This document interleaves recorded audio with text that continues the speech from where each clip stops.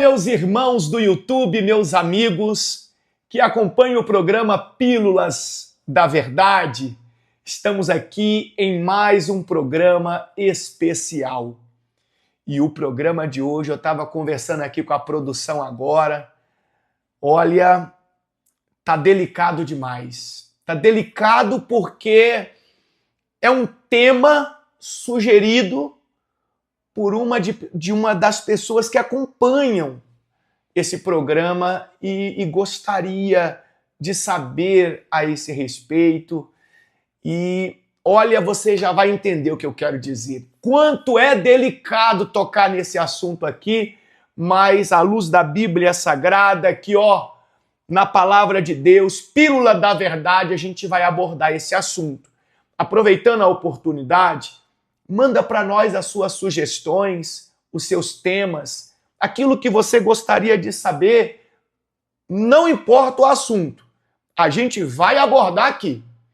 Sabe, talvez não vai ter a profundidade que você gostaria, até mesmo por causa do tempo que nós temos aqui. São apenas 10 minutos o programa, mas nós vamos abordar. Então, manda o seu tema, não esquece de clicar no joinha aí e compartilhar o nosso vídeo, pessoal, porque aqui a gente não está fazendo nenhum tipo de apologia à doutrina, à placa de igreja. Não, o programa aqui é Pílula da Verdade.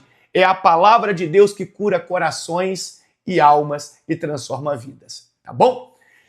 Você percebeu que eu tô meio tenso aqui, né?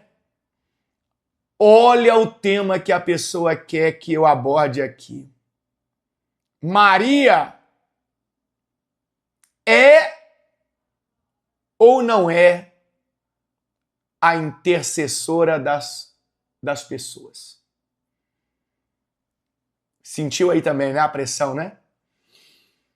Maria é ou não é a intercessora dos seres humanos? Aqui no caso, Maria, a mãe de Jesus.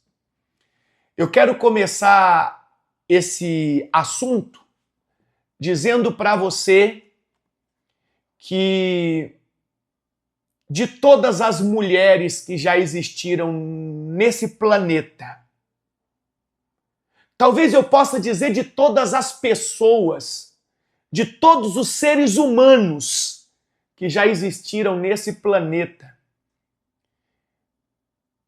acredito eu que não exista ninguém mais especial do que Maria.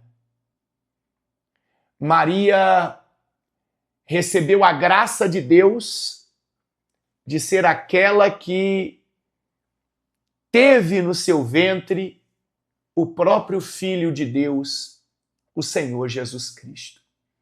Então, se a gente for falar de alguém especial, de alguém importante, eu digo para você, é bem provável que não vamos encontrar ninguém mais importante do que Maria. Agora, ser intercessora no aspecto de eu falar com ela falar com Deus e Deus resolver a minha questão, aí que nós vamos ver biblicamente se isso tem fundamento. E muitos dizem, porque a Virgem Maria, ela continuou virgem, ela nunca pecou, ela nunca teve um relacionamento com um homem, ela nunca isso, ela nunca aquilo. E, biblicamente, a gente vai ver que as coisas não são bem assim. Quando Maria teve Jesus, o Espírito Santo gerou Jesus no ventre de Maria. Maria era uma mulher virgem?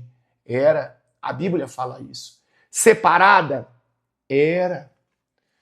Enfim, mas depois Maria teve uma vida de casada com José. Tanto é que está aqui no livro sagrado, pegar aqui a Pílula da Verdade. Vamos juntos, lá em Mateus capítulo 13, versículo de número 53. Mateus 13 e versículo de número 53 diz assim o texto sagrado, ó. Acompanha comigo aí. Quando Jesus terminou de contar essas parábolas, deixou aquela região e voltou para Nazaré, cidade onde tinha morado. Enquanto ensinava na sinagoga, todos se admiravam e perguntavam: de onde lhe vem a sabedoria e o poder para realizar milagres? Presta atenção agora, o versículo de número 55. Não é esse o filho do carpinteiro? Conhecemos Maria, sua mãe, e também seus irmãos Tiago, José, Simão e Judas. Opa! Tiago, José, Simão e Judas. Todas as suas irmãs moram aqui entre nós. Onde ele aprendeu todas essas coisas? Então quer dizer, amigo internauta, amigo do YouTube, amigo telespectador, que depois que Jesus nasceu, Maria teve uma vida comum, uma vida de casada com o seu esposo José. E nasceram aqui, a gente acabou de ver, 4 filhos homens e várias filhas mulheres. O que isso significa? Significa que ela já deixa de ter aquela classificação de uma mulher que nunca foi tocada por um homem. Antes de Jesus nascer, concordo perfeitamente. Depois que Jesus nasceu, ela se tornou uma mulher comum. Não estou dizendo que ela se tornou uma mulher pecadora no aspecto que o mundo julga. E não, estou falando uma mulher comum, como a senhora que está me assistindo agora, como o senhor que crê em Deus que está me assistindo agora, uma pessoa comum. Comum. Então, eu não posso misturar as coisas. O fato dela ser especial com o fato dela ter essa ligação direta com Deus e fazer com que Deus me ouça. Vou ler aqui para finalizar, que nosso tempo está acabando, em João. Lembra quando Jesus transformou a água em vinho? Lembra disso? João capítulo 2. Jesus estava num casamento. 3 dias depois, houve uma festa de casamento no povoado de Caná da Galileia. A mãe de Jesus estava ali. E Jesus e seus discípulos também foram convidados para a celebração. Durante a festa, o vinho acabou. O vinho acabou. E a mãe de Jesus lhe disse: eles não têm mais vinho. Então vamos imaginar Maria como uma intercessora, porque o casamento era de alguém. Acabou o vinho, como se Maria tivesse tomado a frente, aquelas pessoas falaram com Maria, Maria foi falar com Jesus. E ela chega para Jesus e diz: eles não têm mais vinho. Mulher, isso não me diz respeito. Respondeu Jesus: minha hora ainda não chegou. Sua mãe, porém, disse aos empregados: façam tudo o que ele mandar. Então veja que quando ela foi falar com Jesus, Jesus falou: peraí, isso aí não tem nada a ver comigo, não. O que você veio falar comigo aqui? Eu não tenho nada a ver com isso. Aí ela volta, cabeça baixa, e fala com os empregados: eu não pude resolver nada, não. Façam tudo o que ele mandar.